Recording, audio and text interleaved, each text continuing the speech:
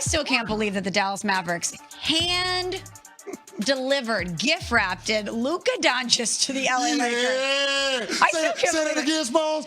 What did they do? They gift-wrapped and hand-delivered Luka Doncic, one of the 3 best players in the NBA, to the Los Angeles Lakers.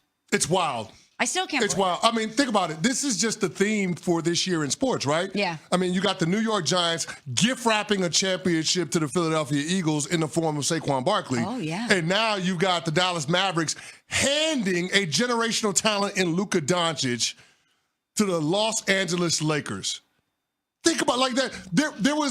It was a question mark for the Lakers at the start of this season of whether or not this would be LeBron's last year, how much runway does he have left, and who the face of the franchise is going to be moving forward, because few Lakers fans trust the off-injured Anthony Davis. And lo and behold, Nico Harrison and Miriam Adelson, the owner and CEO of the Dallas Mavericks, Wick Welts, hand us a guy that over the next decade in the NBA is going to be a top 5 player. Guaranteed.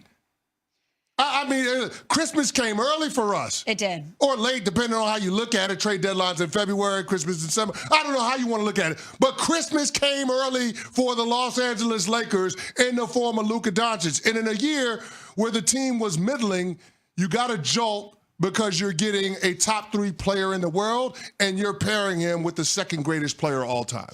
And that's a gift that keeps on giving and will continue to give. Oh, my gosh. And I'll never forget where I was, Cece, when I got the push notification from ESPN.com on my phone that the move was made. Everybody thought it was fake. We thought it was a Saturday night in the cloak of darkness, as you always say. In the cloak of darkness, we thought that Shams Charania got hacked. We were like, what is going on? No one believed it. We were thinking, how could Nico Harrison, Dallas Mavericks GM, move one of the 3 best players in the world, who's in his 20s, who just took the team to the finals last year? Well, Nico Harrison finally spoke out about this. He, along with new Mavs CEO Rick Welts, they had an hour-long session yesterday, CC, with a select group of Dallas-based media. They didn't record it, but they went through all the ins and outs of the Luka Doncic move. And here is the headline that has everyone talking. Nico Harrison said this: "There's no regrets on the trade. Part of my job is to do the best thing for the Mavericks, not only today, but also in the future. And some of the decisions I'm going to make are going to be unpopular. That's my job, and I have to stand by it." Initial reaction to Nico's words here. Well, if you have to stand by it, why can't the media come in and use recording devices? Why can't they put you on camera? That's not accountability, being able to have select media members and then not having any recording devices, no cameras. You're curating a press conference and you're not allowing the media to keep an actual record. Everything that comes out of it has to be somebody regurgitating it secondhand. It can't be from the horse's mouth. So I hate that statement from Nico Harrison, because this is not him standing by it. This is him hiding in the tunnel, like we saw the visual of when the Lakers just came to Dallas, and him not allowing the fans to see him while you're hearing the fire Nico chants as Luka is lighting up the Mavs and dropping 45 on their head. I hate this from Nico Harrison. The trade was bad enough, but not allowing the media to ask the tough questions, not standing in front of it and owning it in terms of it not working out in the short term, that's not the job of the general manager. That's really disappointing from Nico Harrison. That's not leadership. And let's be clear about one thing. Right now, where the Dallas Mavericks are at, they need leadership. This is a leadership moment. And if you're not going to get it in the way of players that just got there, they need to get it in the way of their executive. They need to get it in the way of their coaching staff. And so far, the former is not holding up his end of the bargain. I've kind of been all over the map when it comes to the way I perceive Nico Harrison, and not only the move, but the way he went about this yesterday. So I'm with you on it not being on film, etc. They're in a position right now, the Dallas Mavericks, where they're trying to win back their fan base. I don't think it's hyperbole to say the Dallas Mavericks fans hate this person. They hate their own organization. When it was the Lakers versus the Mavericks, that whole place was cheering for the Lakers because they're cheering for Luka Doncic. Yeah. And if you're a member of the front office or the ownership group, yes, you own the team and you're employed by the team. You're a steward for this fan base. It's your job to, yes, do the best that you can to assemble a winner, but you're also speaking to your customers. And right now, your customers are very mad at you.